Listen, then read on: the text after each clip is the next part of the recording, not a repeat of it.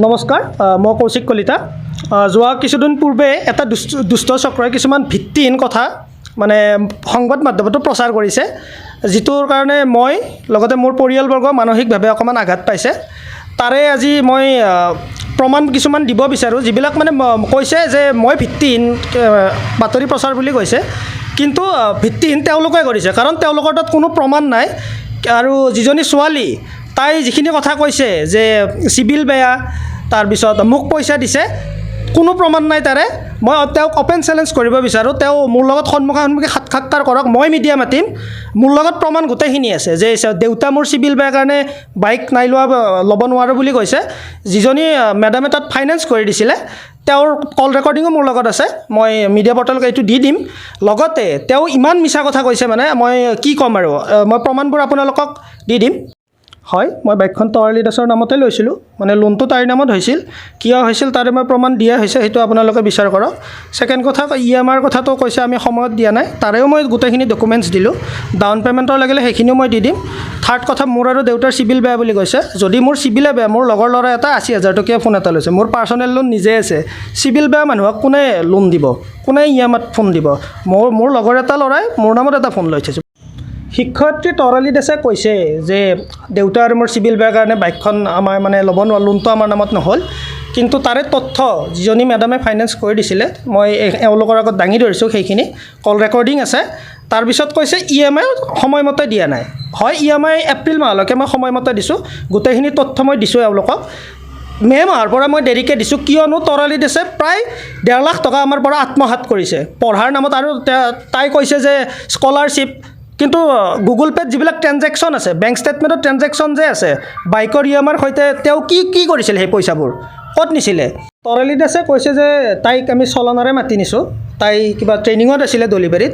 সেইটো সম্পূৰ্ণ মিছা কথা, কিয়নো শিক্ষয়িত্ৰী এজনী ট্ৰেইনিঙত থাকিলে জিন্স আৰু টপ পিন্ধি নাথাকে।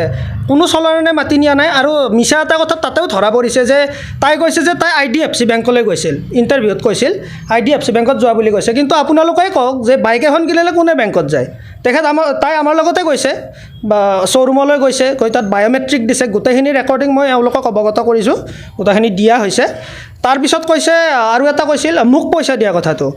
তাই মোক কিমান পইচা দিছে ট্ৰেনজেকশ্যন দেখাওক, আমাৰ পৰা কিমান দিছে মই সেইটো দেখাম আপোনালোকক। এইটো গ'ল। তাৰপিছত আমাৰ মীমাংসা হৈছিল। হয়, বাইকখন মই তাইৰ নামত লোৱাটো হয়, সেইটো মই মানি লৈছোঁ।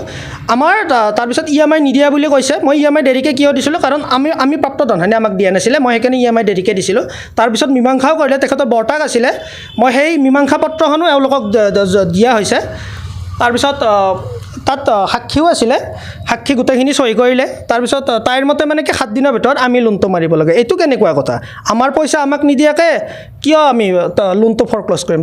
EMI এপ্ৰিল মাহলৈ তৰালী দাসৰ একাউণ্টত দিয়া হৈছিল 5,300 টকা। EMI আচলতে 5,245 টকা হয়। আমি সময়মতে দিছোঁ, তাত ডেট সহকাৰে মই দিয়া হৈছে প্ৰমাণখিনি।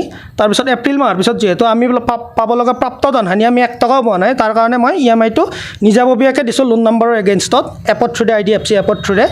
তাৰপিছত তেওঁলোকে পুলিচৰ আগত এইটো গোচৰটো আনিলে আৰু যে আমি EMI দিয়া নাই। আৰু EMI দেৰিকৈ দিয়াৰ কাৰণ সেইটোৱে, যিহেতু মই পাব লগা প্ৰাপ্ত ধনহানি মই পাওঁ।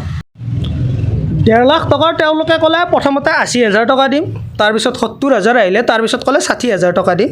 আমি 2 দিন বেংকত যাই ৰখি আছোঁ, তেওঁলোকৰ মিডলমেন হওক, যোন মানুহ আছে কোনো যোৱা নাই।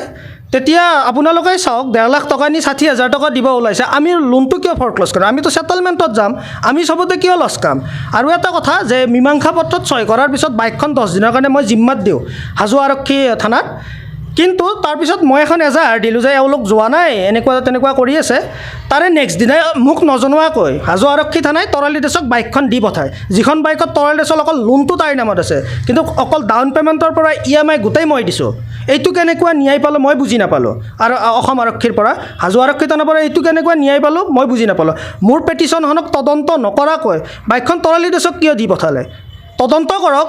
আৰু তেওঁলোকে যদি ইমান সত্য মীমাংসা পত্ৰত কিয় চহী কৰিছিল তেওঁলোকে 10 দিনৰ ভিতৰত পইচা দিম কিয় চহী কৰিছিল সেইটো আৰু ইমান ভিত্তিহীন মিছা কথা কৈছে উইদাউট এনি প্ৰুফ তাইৰ হাতত আছিল অকল কোৰ্টৰ নটিছখন যিখন EMI লেটকৈ দিয়াৰ কাৰণে হৈছে আৰু বাইকখন নিয়াৰ পিছত দুটা EMI তাই পে' কৰিছে মানে এইটো দেখাবৰ কাৰণে যে তাই পে' কৰিছে কিন্তু মোৰ তাত অলৰেডি যিখিনি ষ্টেটমেণ্ট আছে মই এওঁলোকক দিয়া হৈছে আপোনালোকে সেইটো বিচাৰ কৰক আৰু মই মানে নিয়াই কোনো ভালেৰি নাপালোঁ কাৰণ পইচাও গ'ল বাইকখনো হাজো আৰক্ষী থানাই তৰালি দাসক দি পঠাইছে সেইটো মানে মই অকণমান দূষিত হৈছোঁ সেইটো মোক নজনোৱাকৈ আৰু বাইকখনত মিনিমাম এক্সেচৰিজ লাগিছিল আপোনাৰ 50,000-ৰ তেওঁ গোটেই সেইবোৰ মানে গোটেই একেলগে বাইকখন দি পঠাইছে এতিয়া মানে তেওঁলোকে মানে কৈ আছে বেলেগৰ আগত তৰালি দাসতে যে এতিয়া বাদ বুলি আহিব লাগিব পইচাও দিব লাগিব এতিয়া মই কওঁ নালাগে মোক বাইক তুমি 2.5 লাখ টকাৰ সেই 2 লাখ টকা লোন মাৰা ঠিক আছে তুমিয়ে ৰাখা কিন্তু মই নিয়াই যে নাপালোঁ মোৰ যে লছ হ'ল সেইটো মই বিচাৰোঁ মই অকণমান নিয়াই বিচাৰোঁ বাইকো নালাগে মোক নিয়াইটো লাগে কেৱল কাৰণ ইমান মিছাৰ ওপৰত ভিত্তি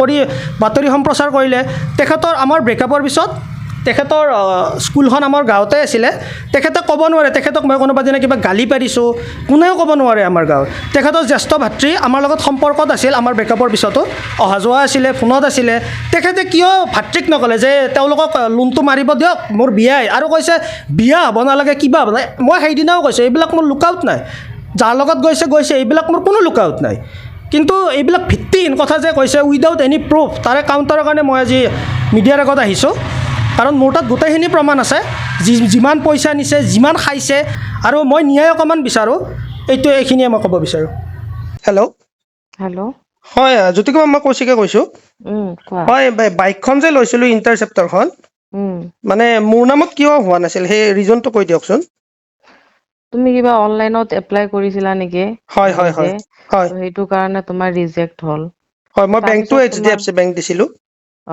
হয় হয় তাৰপিছত মই IDFCৰ পৰা কৰি দিলোঁ হয় হয় তোমাৰ সেই তাৰপিছত তোমাৰ গাৰ্লফ্ৰেণ্ডৰ নামত ল'লা হয় হয় হয় মোৰ নামত ফাইলে নাহিল তোমাৰ নামত নাহিল হয় হয় মানে প্ৰব্লেমটো এইটোৱে আছে মানে আমি ফ'ৰ্চফুলি তাইৰ নামত লোৱা বুলি কৈছে আৰু মানে পইচা পাতি তাইয়ে দিছে গোটেই মানে ফুল স্কেম ফ্ৰড কৰিব চাই আছে মানে মোৰ লগত এতিয়া তাই নাথাকিলে আৰু নহ'লে আৰু কেনেকে লোন হ'ল হয় তেনেকে ইন্টাৰেষ্ট নাথাকিলে লোন নহয় হয় হয় হয় সেইটোৱে পুলিচ কেনেকে লোন ল'ব পাৰি হয় হয় হয় তাই আহিছিল নিজে বাছিল হয় তাই বায়োমেট্ৰিক নিজৰ আঙুলিৰ ছাপ দিছে তাৰ পিছতহে লোন এপ্ৰুভ হৈছে হয় হয় হয় অ Next report, Assamix 24.